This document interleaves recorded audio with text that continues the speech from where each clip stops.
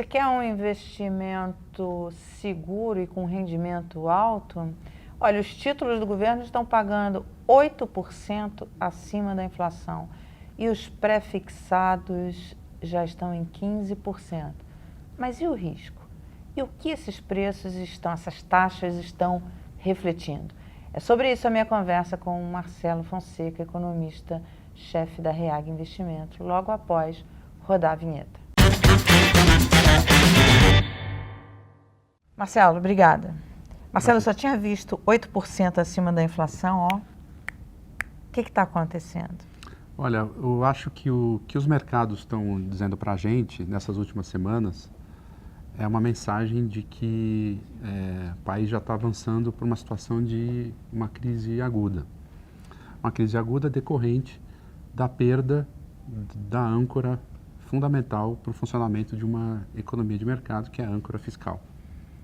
Quer dizer, quando ele joga essa taxa lá para o alto, ele está falando, olha, eu não estou acreditando na política fiscal do governo, é isso? Não é só a taxa de juros que a gente vê refletindo esse medo, é uma taxa de câmbio que começa a sinalizar uma procura muito forte por proteção e o valor dos ativos reais, por exemplo, como é o caso das empresas listadas na Bolsa. Acho que é um conjunto de sinais que refletem essa ideia de crise aguda, que nada mais é do que uma ação em que os investidores eles colocam posições extremamente conservadoras, defensivas, por medo da incerteza a respeito do caminho da economia. Você teve recentemente uma tentativa da área econômica do governo de reverter esse quadro com a divulgação do pacote fiscal, mas ao final das contas isso não foi suficiente, na verdade agravou a situação quando se percebeu que o pacote ele saiu mais enxuto do que aquilo que era divulgado, especulado na imprensa, e foi anunciado a reboque a isenção do imposto de renda para os salários, para os rendimentos até R$5.000. Então a mensagem que partiu desse conjunto de decisões é uma mensagem de que em Brasília ainda não há um senso de urgência em relação ao quadro de total instabilidade das contas públicas. Em momentos em que esse título, vamos falar do IPCA+, tá? O título do governo indexado à inflação, que ele chegou até patamares muito altos, depois foi reduzindo, e nos últimos anos, ele sempre, quando ele chegava, batia nos 6 mais inflação, 6 um pouquinho mais inflação, as fundações, quer dizer, os fundos de pensão, que são investidores de longo prazo e tal, entravam comprando, porque é uma taxa muito atraente para quem investe para aposentadoria, quem tem que pagar benefício de aposentadoria. E quando eles entram comprando, eles seguram o preço. Então, assim, era difícil você ver essa taxa passar muito além dos 6% acima da inflação. Por que não entraram agora? Por que esse movimento não se repetiu nesse momento e ela já está a 8%? Na verdade, o mercado está funcional, né? Você tem, sim, compradores para os títulos públicos a essa taxa. Você certamente vai encontrar fundações aproveitando esse momento como uma oportunidade, principalmente, assim como elas, quem tem um horizonte de investimento muito mais longo, que não pretende e não vai necessitar fazer liquidez no curto prazo. Mas essa pergunta é interessante porque acho que ela exemplifica de maneira concreta o que os economistas querem dizer com o problema da insustentabilidade da dívida pública. A dívida pública ela cresceu muito nos últimos anos, principalmente na última década, em função daquela crise que a gente teve entre 2014 e 2016, a qual a crise atual se assemelha muito. E essa sinal do preço significa que para o volume de dívida negociado no mercado, a percepção de atratividade por conta dos demais investidores, ela não é tão grande assim, ou seja, um receio é que, de alguma forma, a solução para esse problema fiscal ela possa se dar por meio do imposto inflacionário, ao invés do ajuste consciente, o ajuste, digamos assim, estruturado da situação fiscal. Cada vez mais que nós avançamos para um patamar de dívida que é insustentável para ser financiado através dos mecanismos convencionais de, por exemplo, de arrecadação tributária, impostos, a gente chega numa situação que o Marcos Mendes, inclusive, escreveu no jornal recentemente: aquilo que não pode crescer, não vai crescer. Então, ou você faz um ajuste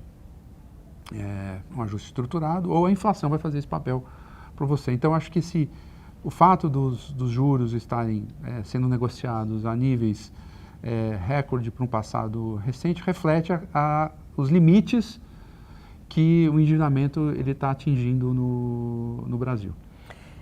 Para o investidor, é uma opção interessante de investimento nesse momento? Quer dizer, você acha que essa taxa ela pode recuar se houver avanços no Congresso, as votações, enfim, agora com a volta do presidente trabalhando, parece que ele começa a trabalhar na semana que vem, não sei.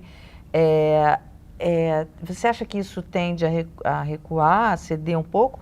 Ou tem um risco dessa taxa ir ainda mais longe? Olha, a minha opinião pessoal, e não é mais do que uma opinião, porque a gente não tem bola de cristal, a gente não sabe o futuro, é que o Brasil não vai caminhar para essa solução, digamos assim, à la Argentina-Turquia, que é a monetização da dívida pública e o retorno da hiperinflação. Acho que o conceito da estabilidade monetária, ele é muito arraigado no país. A gente teve, inclusive, no passado recente, um caso de impeachment que decorreu de uma perda de popularidade associada à alta da inflação. Então, eu acho que o sistema político, ao fim e ao cabo, ele reage a esse risco. O problema é o caminho até lá.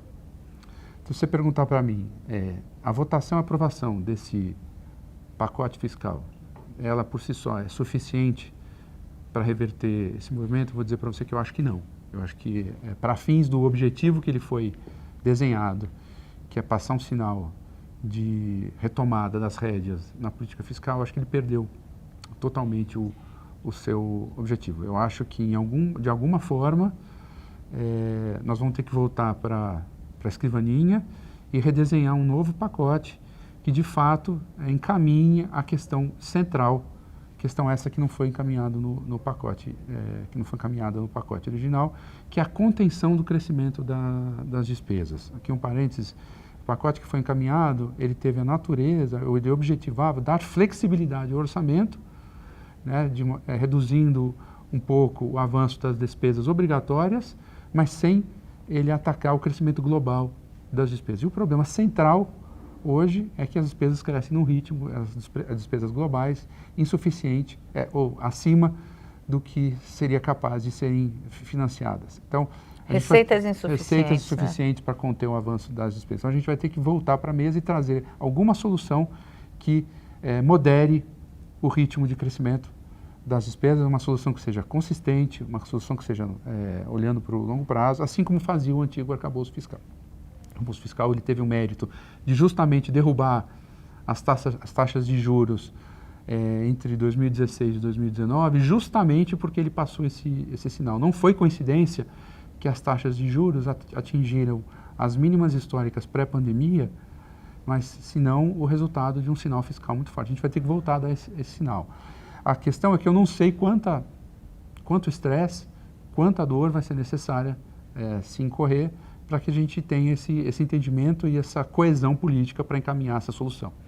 Agora, falando como investidor, Marcelo, você tem ali títulos do governo. Então, o risco de crédito, em tese, é baixo. Você não acredita num default do governo nem reestruturação de dívida. Acredita? Ninguém, por sã consciência, faz uma reestruturação de dívida na moeda em que você emite. Normalmente isso acontece na dívida externa. E a dívida externa do Brasil hoje ela é pequena, é altamente equacionada vis-à-vis o volume de reservas internacionais. Mas existem outras formas de fazer essa erosão da dívida, que é a inflação.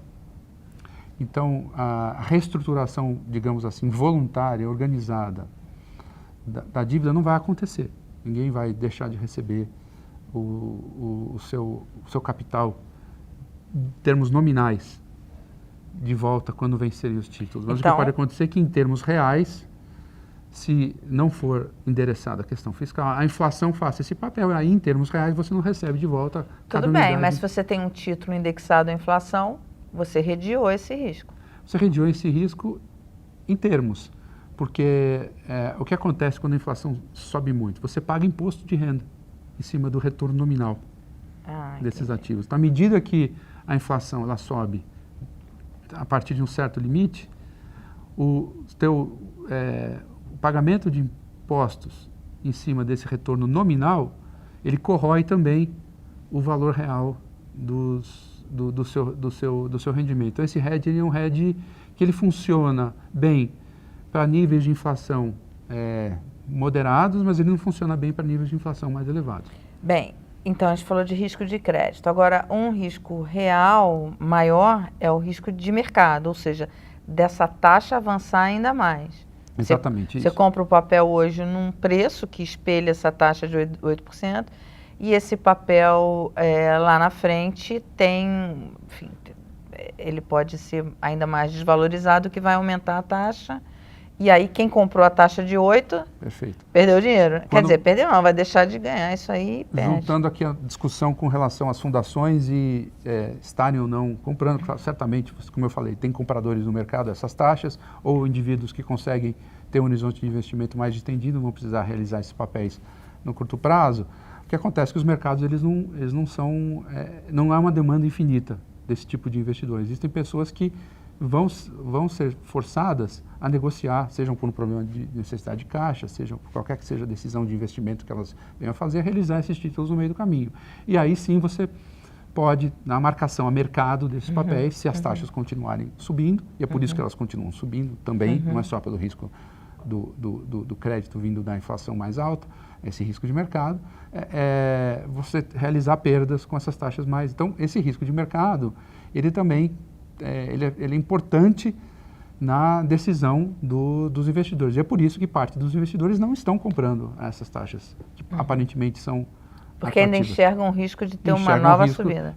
Como eu falei recentemente, eu não acho que as votações, mesmo que elas prossigam, mesmo que o pacote fiscal não seja desidratado no Congresso, e a sinagem que ele vai ser, principalmente no que diz respeito ao BPC, mesmo que isso não aconteça, acho que o pacote fiscal não é suficiente para impedir essa continuidade da marcação ao mercado desfavorável dos títulos.